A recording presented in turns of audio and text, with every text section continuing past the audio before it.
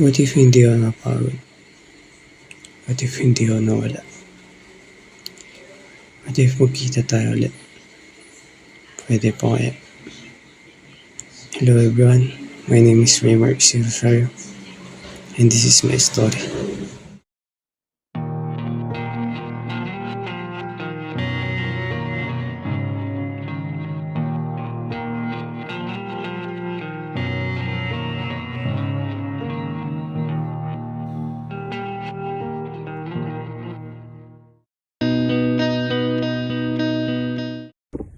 Love, finally graduate na tayo ng senior high school. Kaya nga ilang years na lang makabot na natin pangarap natin. Gusto ko maging flight attendant or chef. Tapos ikaw, doctor. Aabutin natin yan. Pareho natin gusto Gusto ko pag successful natin, tayo pa rin magkasama. Let's make that happen. But that was 2 years ago. Pangako mo nung una, tiwala'y iingatan, baka naman susunod. Wala pang susunod, di pa natatapos yung kwento. Ano na po? Ang susunod na programa ay Rated G. Ito ay pwede sa lahat ng mga nakikinig. Dandadan, ito na. Ang kanyang mga ngiti ang siyang nagpukaw sa aking pansin mula senior high school. Si Bea ang nakaagaw sa akin ng atensyon. Sa kanyang mga ngiti at tawa ay nagbigay saya sa akin. Sa mga corny niyang jokes na kaya akong patawanin. Sa kanyang pananalita at magandang tinig na nagpapaginhawa sa akin. Lahat sa kanya ay tila perpekto. Noong una akala ko siya ay tipong babae masungit, mataas ang tingin sa sarili, at bossy. Ngunit akala ko lang palala ang lahat. Nag-uumpisa kami sa mag-usap. Dahil sa isang simpleng pagtatanong ko ng activity namin noong una sobrang kabado ako. Baka akala ko susungitan niya lang ako. Na baka kahit sa chat ay masasapak na niya ako.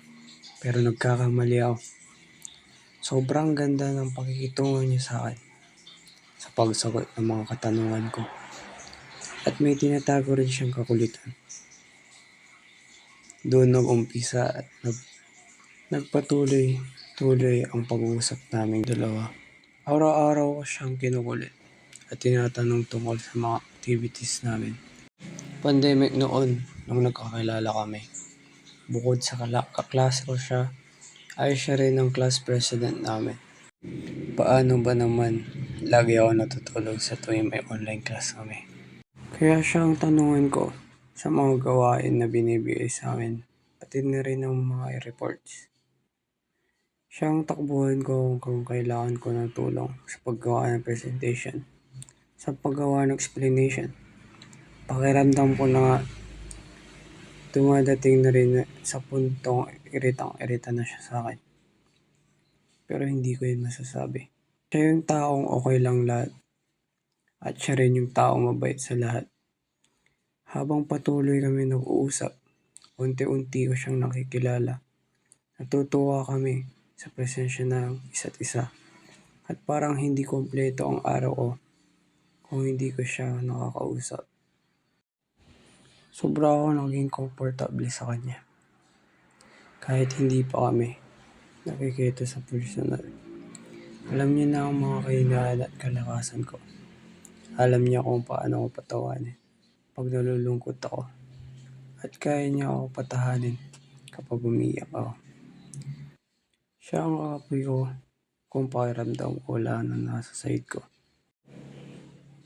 At lagi niya pinaparamdam kung wala. Na may isang tao laging proud sa lahat ng ginagawa ko. At si Bea yun. Lumipas ang ilang buwan ay natapos na namin ang aming taon para sa grade 11. Nagkaroon ng recognition at kasama ko doon sa araw na yun. Yun doon ko siya unang nakita sa personal.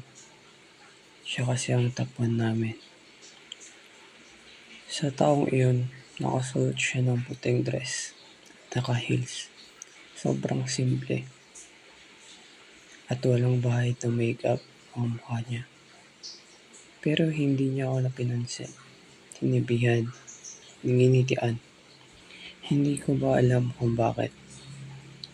Dumating ang araw na panibagong school year para sa grade 2. Orientation nung araw na yun at hinahanap ko siya. Pero wala siya.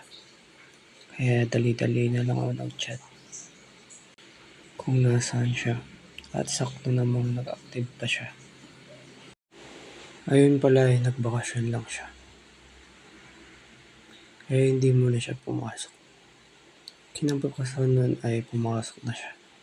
Pero hindi pa rin niya ako pinapansin. Ang pinapansin lang niya ay yung mga klase namin babae. Ilang weeks na rin na ganun. Nasa chat lang kami nag-uusap. At tinanong ko sa kanya kung bakit hindi niya ako pinapansin. At ang sagot niya ay nahihiya siya makipag-usap sa personal. Kinabahan ako. Akala ko ay hindi niya ako pinapansin kasi may nagawa ako mali. Or ayaw niya sa akin.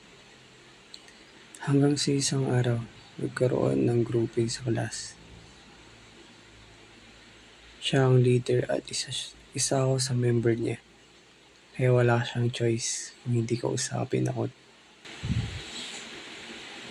Doon na rin lumabas ang kakulitan niya. Pinipikon at inaasar na rin niya ako sa personal at lagi akong napapangiti tuwing nakikita ko siya. Mukhang delikado na ako. Nagkaroon kami ng practice sa cheer dance at siya ang leader ulit. Habang nagpapahinga kami, ako ay nakatingin lang sa kanya. Habang bumubuo sila ng panibagong step, tinititigan ko ang kanyang mukha. Sobrang ganda niya. Tangos ang morena, matalino pa. Sino ba naman ako para hindi mahulog sa tulad niya, diba? Sa sandaling pagdampi ng kanyang balat sa aking balat, sa sandaling pagtagpo ng aming mga mata, tila naniningag ko ang perfectong mundo kasama siya. Nasa kanya lang ang ikot ng aking mundo. Ngunit, natatakot ako ipaalam ang pagmamahal ko sa kanya. Ngunit habang pinipigilan ko ang nararamdaman ko, mas lalo pang lumalalim ito. Tinadaan ko sa mga pasimpleng pagkaibigan sa kanya. Ngunit sa mga panahon yun, ako ay hindi sigurado sapagkat natatakot ako na baka kabag lang to. Baka kasi paghanga lang ang lahat ng ito. Pero hindi. Nasa kanya na talaga ang mga katangian ng hinahanap ko sa isang babae. Ang babaeng nakikita ko at makakasama ko sa pasili. Hindi ko naman nakalain na darating ang araw na ito. Sasabi kong higit pa sa pagkakaibigan ng tingin ko sa kanya. At ako'y naglakas ng loob. Pero ako'y nahihiya sa aking nararamdaman. Siyang naging rason ko sa araw-araw ng mga ngiti ko sa labi. Dumating ang araw na gusto ko nang umamin kasi baka ako'y maunahan pa ng iba. Ang dami rin kasing nagkakagusto sa kanya at alam ko yan at ramdam ko yan. Kaya naglakas ako ng loob para aminin sa kanya. Ngunit ang dami niyang ginagawa sa araw na yan. Nagantay ako hanggang sa naisipan ko na lang sumuko at umuwi ng bahay. Ngunit pagbalik ko sa room ay nakita ko siya nag-iisa. Kumuha ako ng lakas na loob at huminga ng malalim at nilapitan siya. Sabihin sa kanya na gusto ko siya.